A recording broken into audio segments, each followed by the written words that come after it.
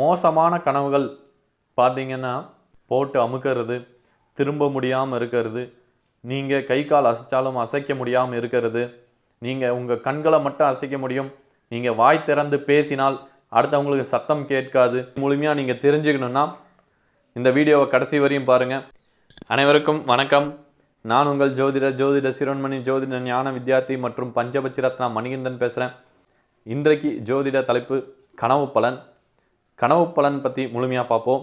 உங்களுக்கு தினம்தோறும் கனவுகள் வந்து கொண்டு இருக்கா, கனவுகள்னால ஏதாவது பலன் இருக்கா அப்படின்னு முழுமையாக நீங்கள் தெரிஞ்சுக்கணுன்னா இந்த வீடியோவை கடைசி வரையும் பாருங்கள். உங்களோட கனவுகள் நிஜமாகுமா, அது நடக்குமா நடக்காதா, சாத்தியமா சாத்தியம் இல்லையா அப்படிங்கிற முழு பலனையும் நீங்கள் தெரிஞ்சுக்கலாம். முதலில் நீங்கள் கனவு எந்த டைமில் வருதுங்கிறத தெரிஞ்சுக்கணும். அப்படி பார்த்தீங்கன்னா 1ஆம் ஜாமம், 2ஆம் ஜாமம், 3ஆம் ஜாமம், அருணோதயம், அப்புறம் விடியற்காலை. நீங்கள் எந்த ஜாமத்தில் கனவு காண்றீங்கிறத பொறுத்து உங்கள் கனவு பலன் பலிக்குமா பலிக்காதா அப்படிங்கிறத நீங்கள் முழுமையாக தெரிஞ்சுக்கலாம்.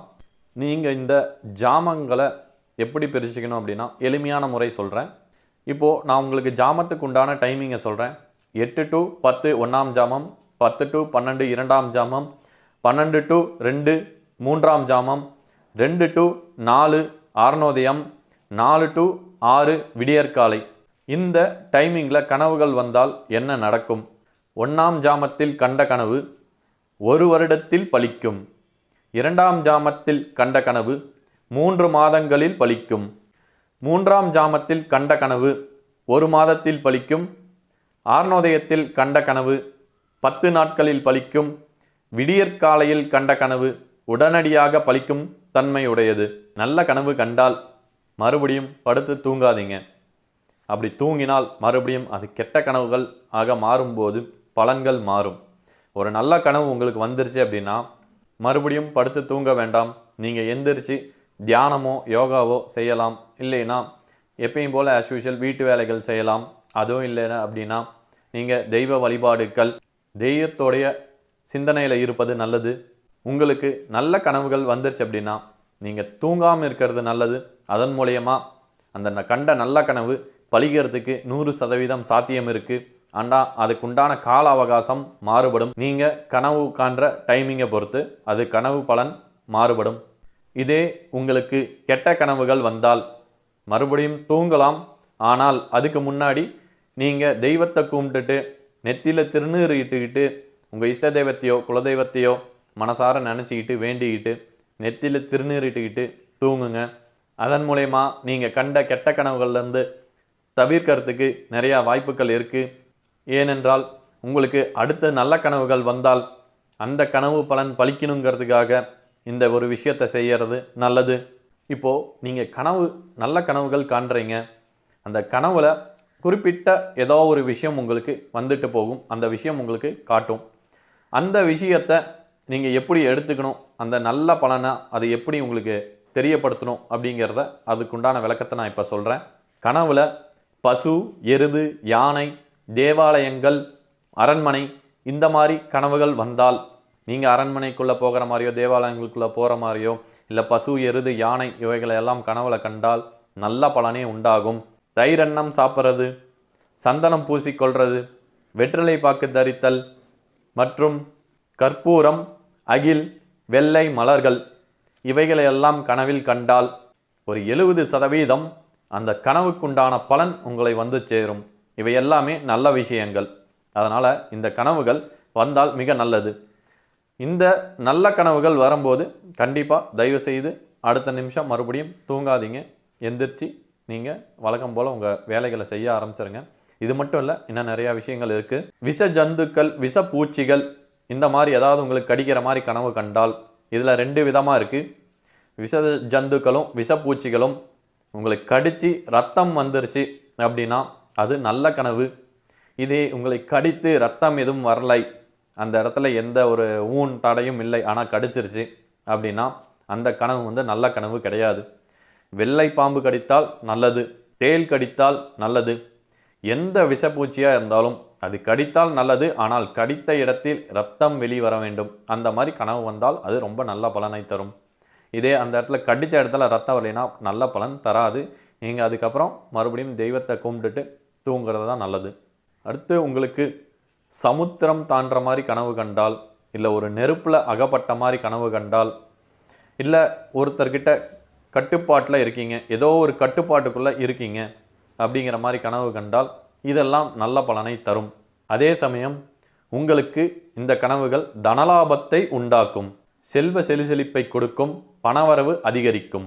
மோசமான கனவுகள் பார்த்தீங்கன்னா போட்டு அமுக்கும், உங்களை எந்திரிக்க விடாமல் அமுக்கும், திரும்ப முடியாது, பேச முடியாது, நீங்கள் பேசினாலும் அந்த வார்த்தைகள் அடுத்தவங்களுக்கு கேட்காது, நீங்கள் உணர்ச்சியற்று இருப்பீங்க, உங்கள் கண்கள் மட்டும்தான் அசைகிற மாதிரி இருக்கும்.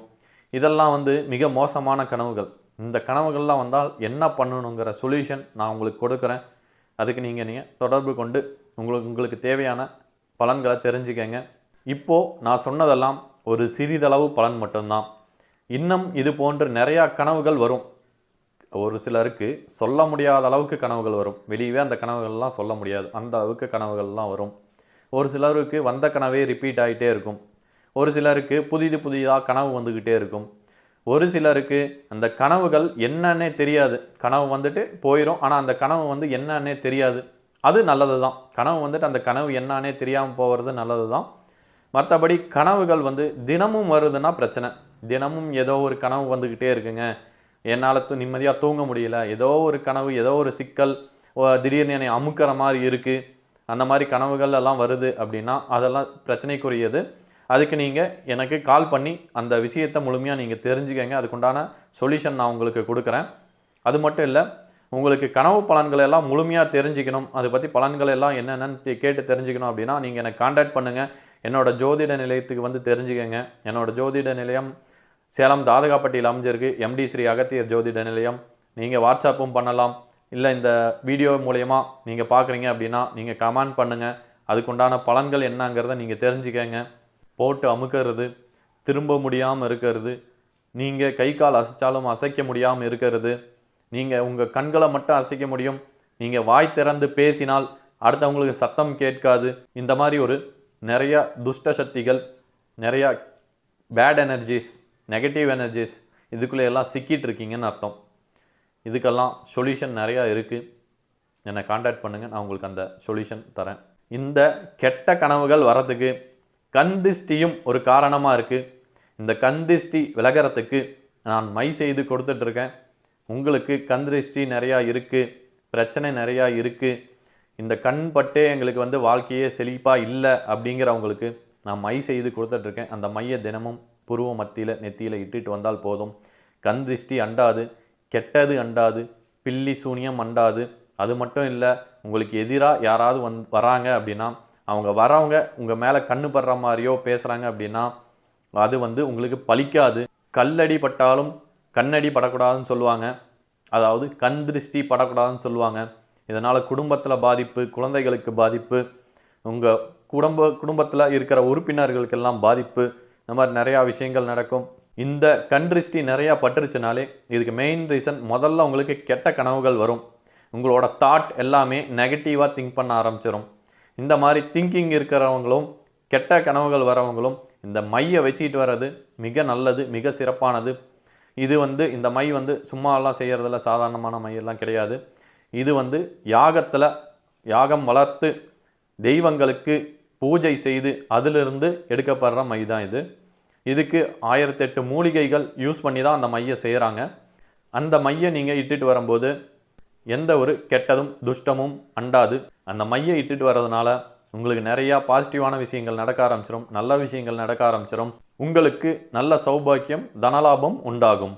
மீண்டும் வேறொரு ஜோதிட தலைப்பு, வேறொரு வீடியோ உங்களுக்கு அப்லோட் பண்ணுறேன். நன்றி, வணக்கம்.